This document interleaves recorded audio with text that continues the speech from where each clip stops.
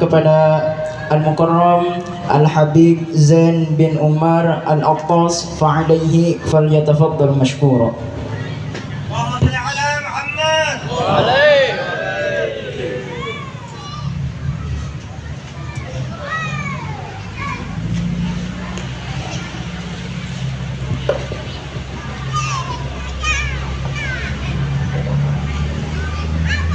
Assalamualaikum warahmatullahi wabarakatuh. Bismillahi masyaallah la yusqul khaira illallah. Bismillahi masyaallah la yusrifu su'a illallah. Bismillahi masyaallah ma kana min ni'matin fa min Allah. Bismillah masyaallah la haula wala quwwata illa billah. Alhamdulillah ala ni'amillah. Alhamdulillah ala barakatillah. Alhamdulillahi hamdan yuafi ni'amahu wa yukafi mazidah. Allahumma salli wa sallim ala sayyidina wa habibina wa syafi'ina wa maulana Muhammadin miftahi babi rahmatillah adada ma fi ilmillah salatan wa salaman daimin mutalazimin bidawami mulkillah wa ala alihi wa sahbihi wa man walah wa la hawla wa la quwwata illa billah. Subhanaka la ilma lana illa ma 'allamtana innaka antal alimul hakim. Rabbi shrah li sadri wa yassir li amri wahlul 'uqdatan min lisani yafqahu qawli. Wasaddid lisani wahdi qalbi bihaqqin nabi wa ali nabi Muhammad sallallahu alaihi wasallam. Amma ba'du, ma'asyiral hadirin wal hadirat rahimakumullah. Wabil khusus salam hormat dan ta'zim Al-Faqih sampaikan kepada segenap para habaib, di antaranya yang menjadi wasilah Al-Faqih sampai kepada acara yang mulia ini, itu Al-Mukarram Muhtaram Sayyidul Walid Al-Habib Umar Al-Idrus. Teriring doa untuk beliau, mudah-mudahan Allah berkahi umur beliau, dan juga salam hormat dan ta'zim untuk Al-Habib Faruq Bahashim, dan juga putra sahibul haul Al-Habib Abdurrahman Bahashim, dan juga Al-Mukarram qari kita Ustaz Zain Al-Arifin, serta segenap para guru-guru lainnya dan para habaib lainnya yang mohon maaf tidak Al-Faqih sebutkan namanya satu persatu, namun tidak mengurangi rasa hormat dan ta'zim. Kita angkat tangan kita doakan mereka, para guru-guru kita, para habaib kita, para kiai kita, semoga kesemuanya Allah berkahi hidup mereka, Allah berkahi ilmu mereka, Allah berkahi rezeki mereka, amin ya rabbal alamin. Dan juga salam hormat dan ta'zim untuk segenap keluarga besar Al-Habib Hasan bin Husain Bahashim, dan segenap para orang tua, para sepuh, para guru, para aparatur pemerintah, yang semoga kesemuanya mendapatkan nazrah dari Rasulullah sallallahu alaihi wasallam, amin ya rabbal alamin. Hadirin wal hadirat rahimakumullah. Pagi ini kita kumpul bersama dalam dua perayaan sekaligus. Yang pertama adalah Haul Habib Hasan Bahashim, dan juga yang kedua adalah Maulid baginda Nabi Muhammad sallallahu alaihi wasallam.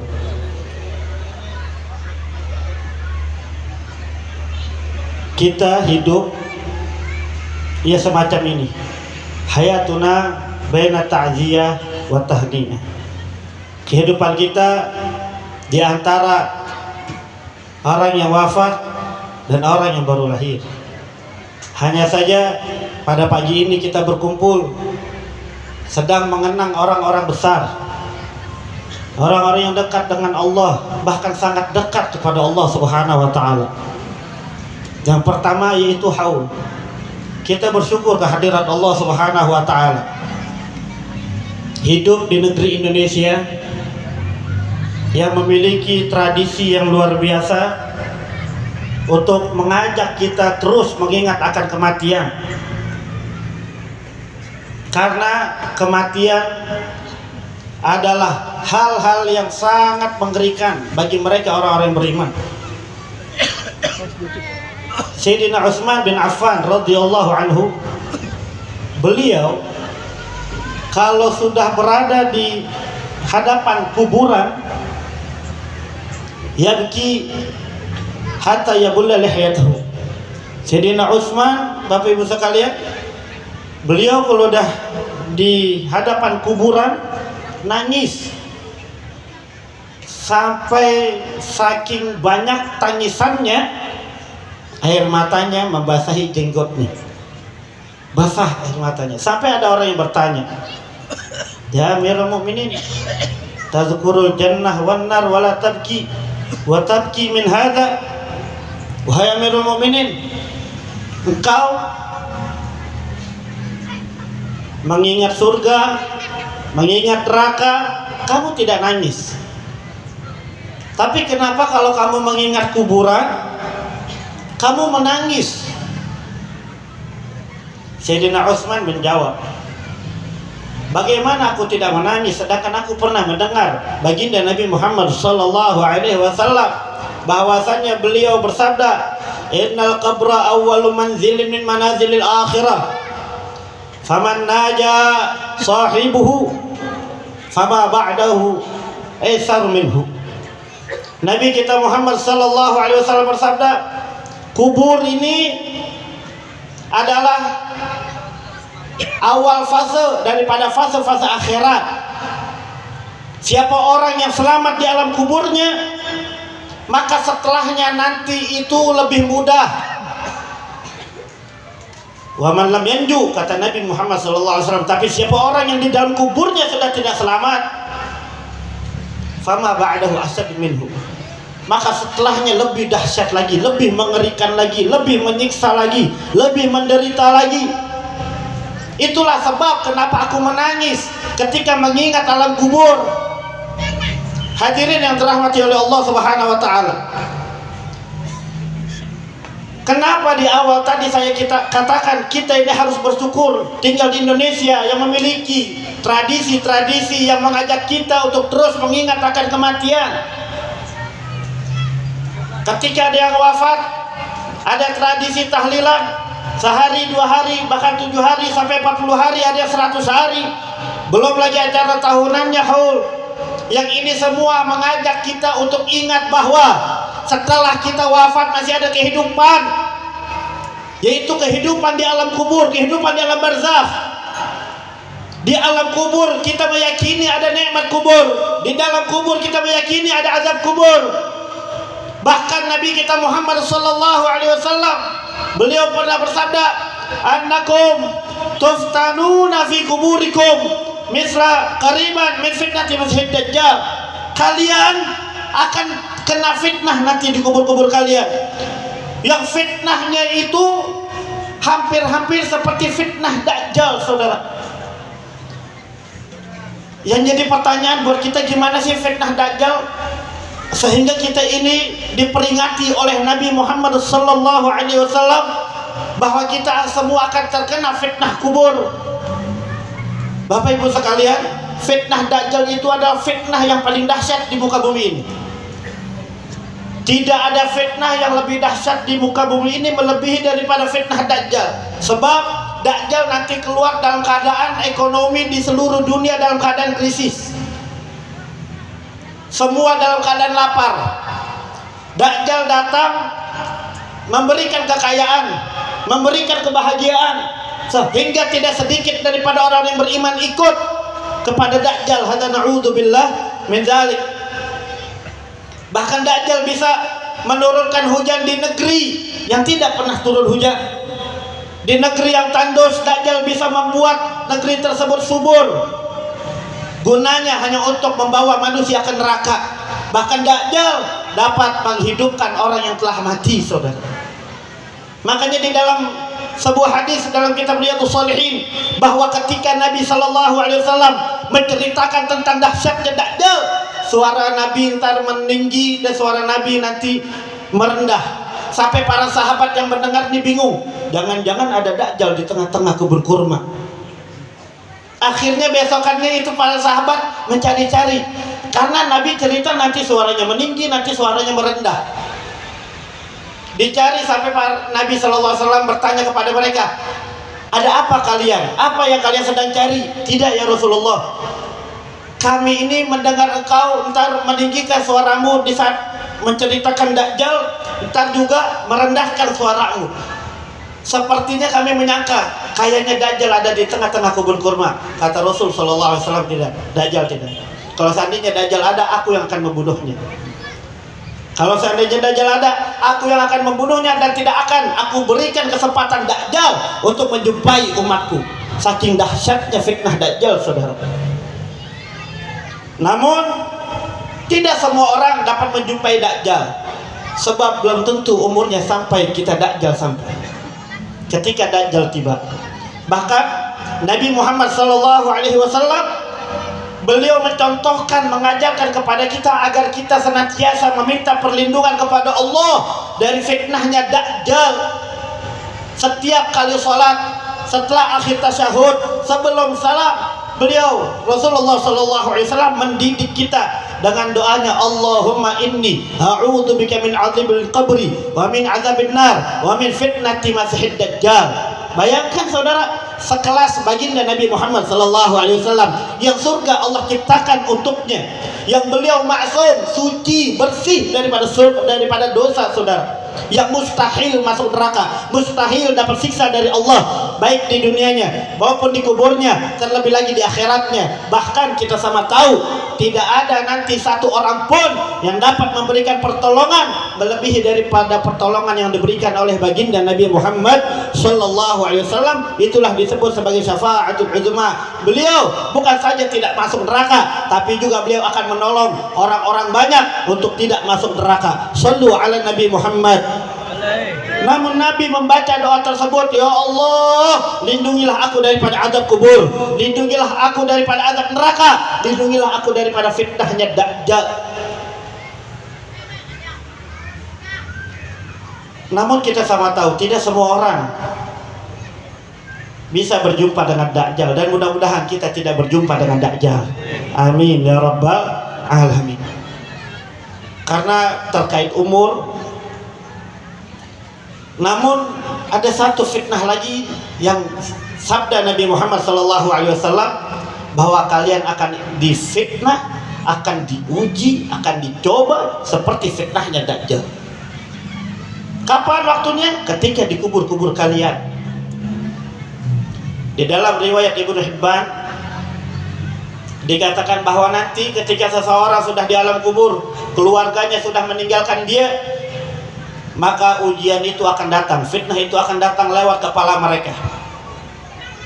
Namun bagi orang-orang yang soleh, di kepala mereka ada salat mereka, di sisi kanan mereka ada puasanya, di sisi kiri mereka ada zakatnya, di bagian kaki mereka ada amalan-amalan soleh lainnya seperti silaturahmi, seperti sedekah, dan seterusnya. Ketika fitnah tersebut mencoba untuk menguji hamba Allah lewat kepalanya, maka salat akan berkata, ma qibali madkhal, salatnya akan membentenginya dari fitnah tersebut, sehingga diusir fitnah tersebut dari sisi kepalanya. Kamu tidak akan bisa menguji orang ini lewat kepala, karena ada aku, kata salatnya. Lalu fitnah ini masuk lewat sisi kanan, maka dari sisi kanan puasanya berkata, ma qibali madkhal, bukan tempatmu untuk masuk lewat sini. Pergi lagi fitnah tersebut lewat sebelah kirinya, dari sebelah kirinya berkata, ma qibali madkhal, hei fitnah, bukan lewat kamu sini, karena ada zakatnya yang membela orang tersebut. Akhirnya fitnah tersebut lewat kakinya, tapi lewat kakinya juga ditolak karena banyak amal-amal baiknya semasa hidupnya. Ma qibali madkhal, bukan lewat kamu, kamu bukan lewat sini, nggak bisa kamu lewat sini. Sampai pada akhirnya di dalam hadis Muslim maupun hadis Bukhari, pada akhirnya nanti kita akan ditanya, yang diuji di dalam Sahih Muslim dikatakan, ma ilmukum bihadzal rajul. Dari atas fitnah tidak bisa, dari kanan fitnah tidak bisa, dari kiri fitnah tidak bisa, dibentengi oleh amal solehnya. Tapi nanti fitnah akan datang dari depan, saudara, yang mana fitnah ini akan membawa sesosok manusia yang dikatakan, ma ilmukum bihadzal rajul. Bagaimana pengetahuanmu tentang sosok ini, tentang orang ini? Dan Nabi Muhammad SAW di dalam Sahih Muslim mengatakan, kalau dia orang beriman, maka dia akan menjawab, huwa Muhammadur Rasulullah, ja'ana bil bayyinati wal huda, fa'ajabna wattaba'na, huwa Muhammad, huwa Muhammad, huwa Muhammad. Kalau orang yang beriman, ketika dia dihadirkan di hadapannya ditanya, bagaimana pengetahuanmu tentang sosok ini? Maka orang beriman akan menjawab, dia adalah Muhammad, utusan Allah.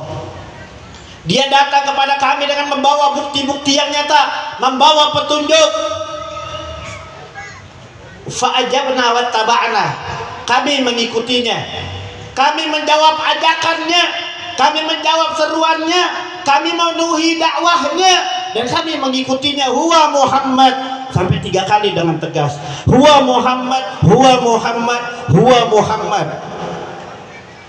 Hadirin yang dirahmati Allah, ketika fitnah-fitnah sini sudah selesai, maka malaikat akan mengatakan, jawabanmu benar. Nam salihan, tidurlah kamu dengan tenang, tidurlah kamu dengan baik. Di dalam riwayat yang lain dikatakan, nam kana umatil urus, tidurlah kamu seperti tidurnya pengantin. Namun sebelum tidur, di dalam riwayat yang lain, bahwa Nabi kita Muhammad SAW, beliau menceritakan setelah beliau menjawab fitnah-fitnah di dalam kuburnya nih orang yang beriman, maka dibukakan sebuah celah dari sisi kanannya, dilihatkan tempatnya di surga. Ini tempatmu di surga karena kamu telah menjawab bahwa dengan benar bahwa ini adalah Muhammad Rasulullah Sallallahu Alaihi Wasallam. Ini tempatmu di surga. Diceritakan itu orang yang tadi di dalam kubur senangnya luar biasa, bahagianya dahsyat, kebahagiaan yang gak pernah dia dapatkan selama dia hidup di dunia. Lalu dibukakan berbarengan celah, diintip dari sebelahnya, yaitu celah neraka. Dan beliau dan malaikat mengatakan, kalau kamu tadi tidak bisa jawab, maka tempatmu di neraka. Namun kamu telah selamat dari azab neraka. Tidurlah seperti tidurnya pengantin. Sallu ala Nabi Muhammad, sallu ala Nabi Muhammad. Makanya hadirin rahmatillah Allah Subhanahu wa taala, di dalam mengingat kematian seperti ini, seharusnya bertambah amal baik kita. Sebagaimana Nabi Muhammad SAW bersabda, wa kafa bil mauti wa'idha.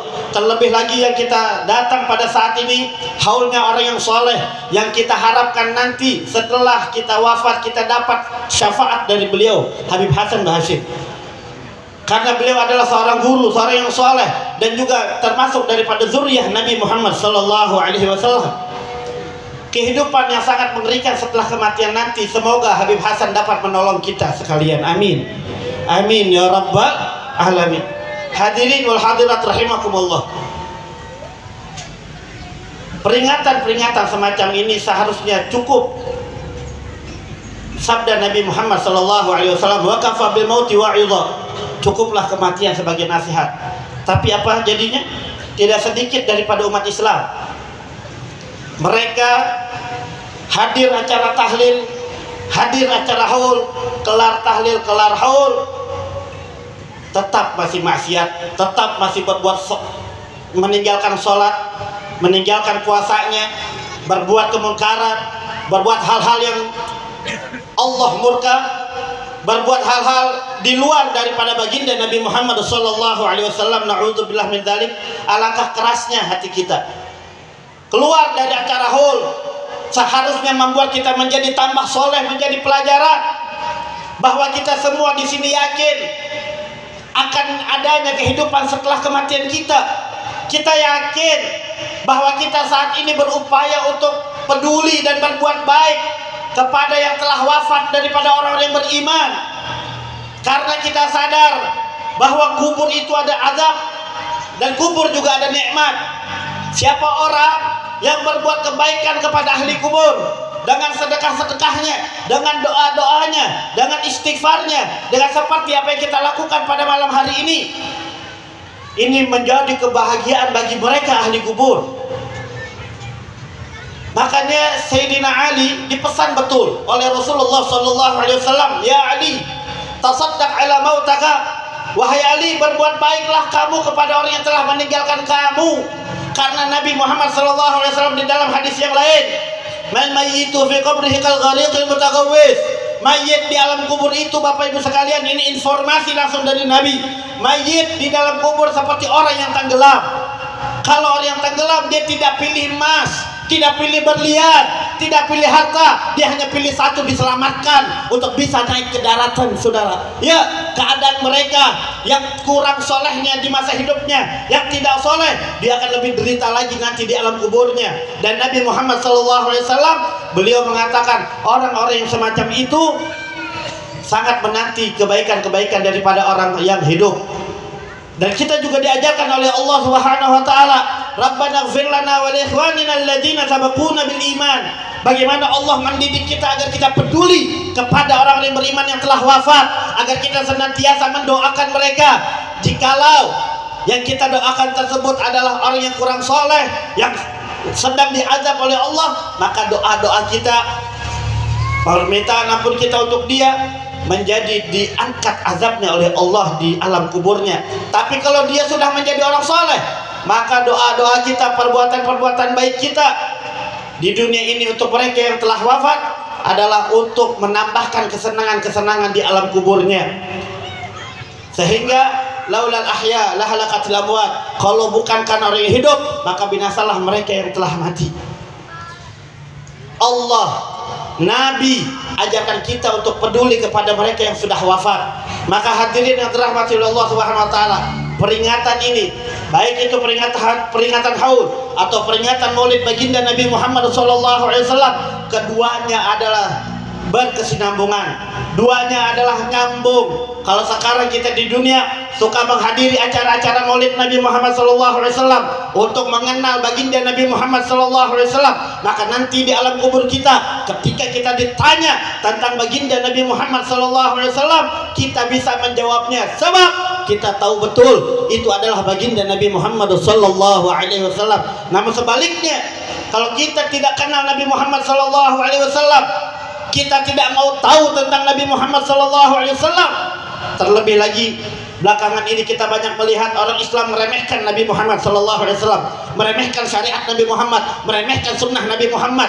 Tidak sedikit daripada mereka, para wanita-wanita muslimah, mereka buang jilbab mereka buang abaya mereka lepas jilbab-jilbab mereka hanya untuk mengikuti musuh-musuh Nabi Muhammad SAW. Tidak sedikit daripada orang Islam lebih kenal kepada orang kafir, lebih kenal kepada orang-orang munafik daripada kenal kepada baginda Nabi Muhammad SAW.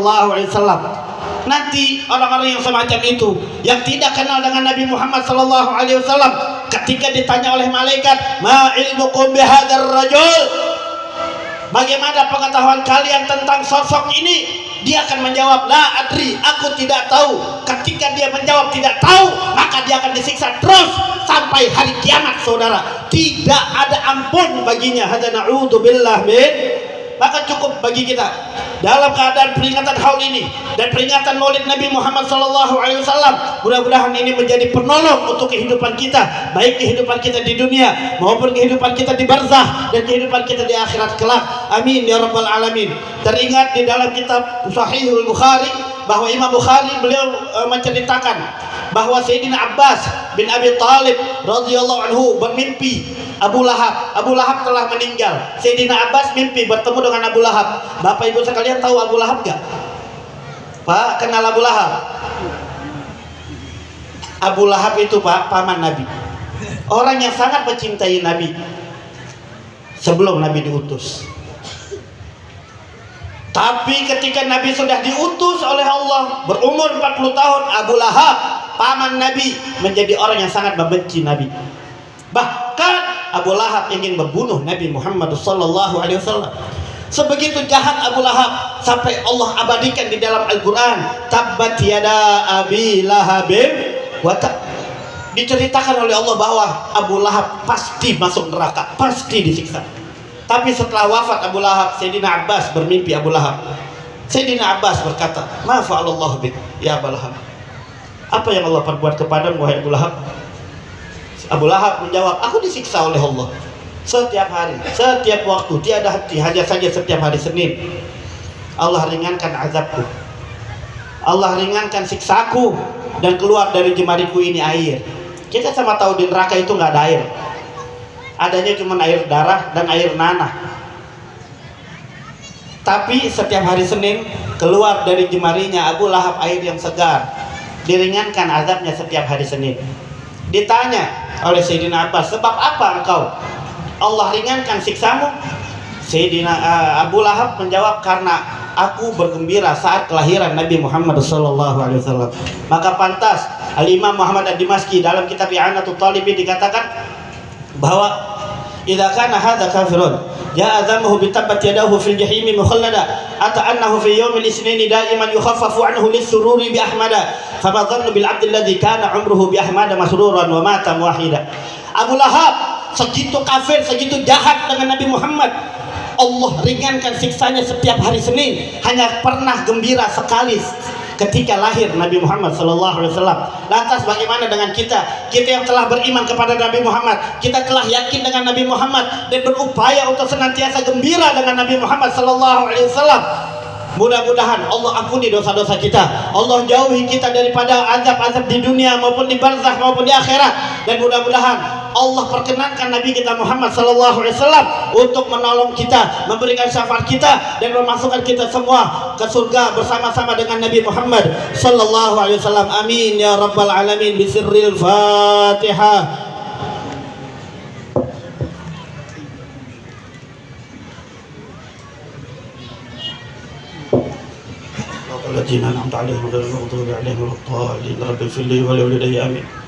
Baik, pertanyaannya, siap ikut Nabi Muhammad atau tidak? Jawab yang kompak, siap ikut Nabi Muhammad, yakin dengan Nabi Muhammad, siap berdakwah di jalannya Nabi Muhammad. Sallu ala Nabi Muhammad. Jangan kita menjadi orang yang merugi. Berkali-kali kita hadir haul, berkali-kali kita hadir tahlil, berkali-kali kita hadir maulid, tapi kita nggak kenal Nabi Muhammad SAW. Mudah-mudahan tidak kita keluar dari tempat ini, Allah ampuni segala dosa-dosa kita, yang besar maupun yang kecil. Semoga Allah bersihkan hati kita semua, Allah tambahkan cinta kita kepada Nabi Muhammad SAW. Amin ya rabbal alamin. Wa hakadha minni wal afu minkum. Wassalamualaikum warahmatullahi wabarakatuh. Waalaikumsalam warahmatullahi wabarakatuh.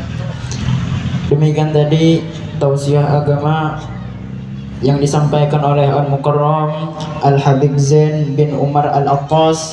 Mudah-mudahan kita semua dapat mengambil intisari dari tausiah yang beliau sampaikan dan dapat mengamalkannya di kehidupan sehari-hari. Amin amin ya rabbal alamin. Acara selanjutnya tahlil dan doa sekaligus penutup. Untuk ini kami mintakan kepada